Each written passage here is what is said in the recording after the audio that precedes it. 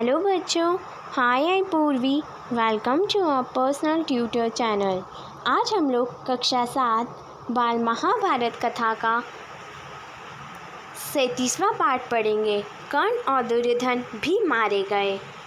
द्रोण के मारे जाने पर कौरव पक्ष के राजाओं ने कर्ण को सेनापति मनोनीत किया।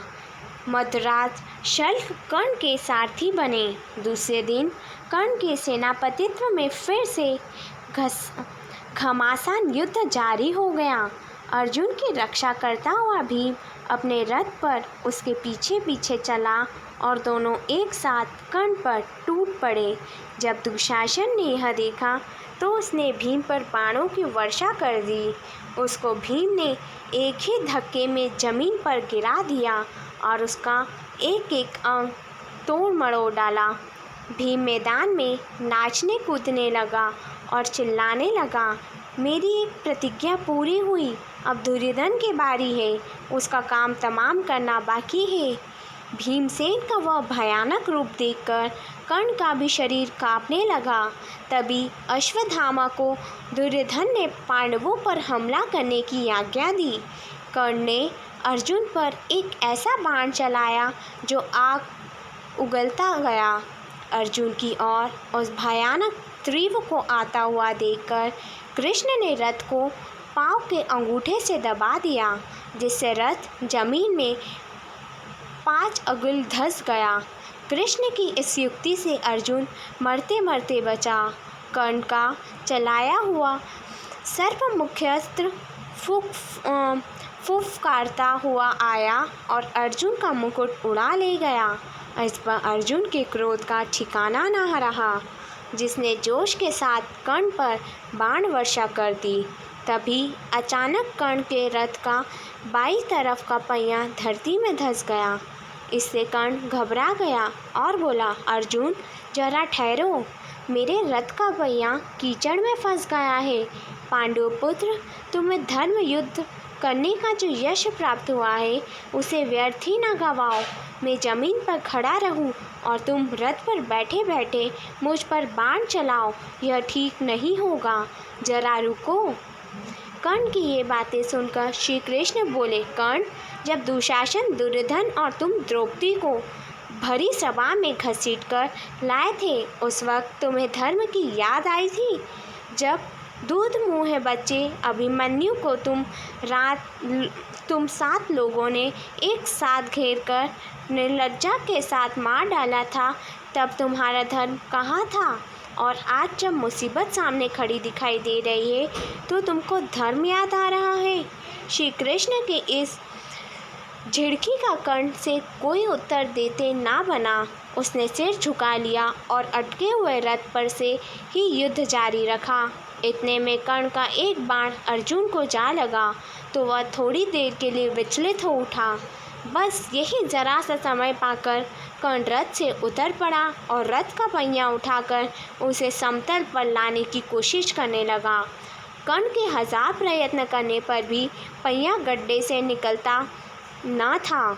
यह स्थिति देख श्री कृष्ण ने अर्जुन से कहा, अर्जुन, अब देरी ना करो, हिचकिचाओ मत, इसी समय इसे खत्म कर दो।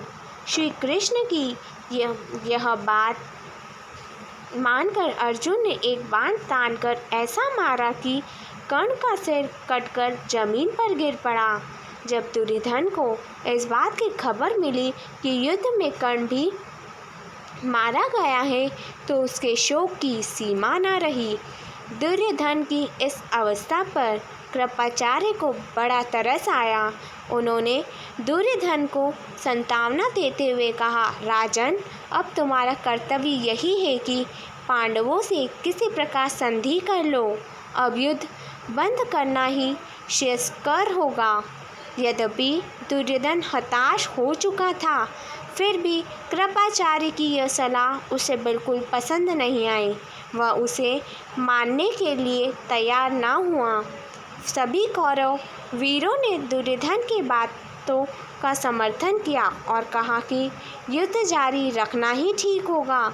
इस पर सबकी सलाह से मृतराज शल्य को सेनापति नियुक्त किया गया। इसलिए शल्क के सेनापतित्व में फिर से युद्ध जारी हुआ। पांडवों की सेना के संचालन का पूरा दायित्व अब युधिष्ठिर ने स्वयं अपने कंधों पर ले लिया। शल्क पर उन्होंने स्वयं आक्रमण किया। युधिष्ठिर ने शल्क पर शक्ति का प्रयोग किया और मद्राज शल्क व्रत होकर रथ पर से धड़ाम से गिर पड़े। जब शल्क भी मारा गया तो कौरव सेना निस्साहसी हो गई। फिर भी धृतराष्ट्र के रहे सहे पुत्रों ने हिम्मत न हारी। दूसरी ओर शकुनी और सहदेव का युद्ध हो रहा था। तलवार की पैनी धार के समान नोक वाली एक बाण शकुनी पर चलाते हुए सहदेव ने गरज कर कहा, शकुनी, अपने किए का फल भुगत ही ले। और मानो उसकी बात सफल हो गई। बाण धनुष से निकला नहीं कि शकुनी का सिर कटकर गिर पड़ा। इस प्रकार कौरव सेना के सारे वीर कुरुक्षेत्र की भूमि पर सदा के लिए सो गए। अकेला दुर्योधन जीवित बचा था। अब उसके पास ना तो सेना थी ना रथ। उस वीर की स्थिति बड़ी दयनीय थी। ऐसी हालत में दुर्योधन अकेला ही हाथ में गदा लिए हुए एक जलाशय की ओर चुपके से चल दिया। उधर दूसरे दिन युधिष्ठिर और उसके भाई उसे खोजते हुए उसी जलाशय पर जा पहुँचे जहाँ वह छिपा हुआ बैठा था। श्री कृष्ण भी उसके साथ थे। उन सबको यह पता चल गया था कि दुर्योधन जलाशय में छिपा हुआ है। युधिष्ठिर ने कहा, दुर्योधन, अपने कुटुंब और वंश का नाश कराने के बाद अब पानी में छिपकर प्राण बचाना चाहते हो?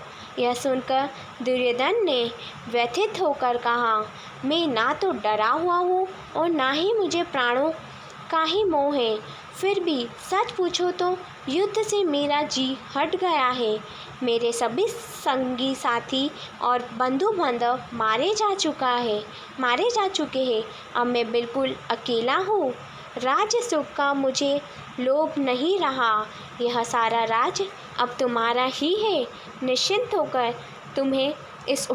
तुम इसका उपभोग करो। युधिष्ठिर ने गरजते हुए कहा, दुर्योधन, एक दिन वह था जब तुम्ही ने कहा था कि सुई की नोक जितनी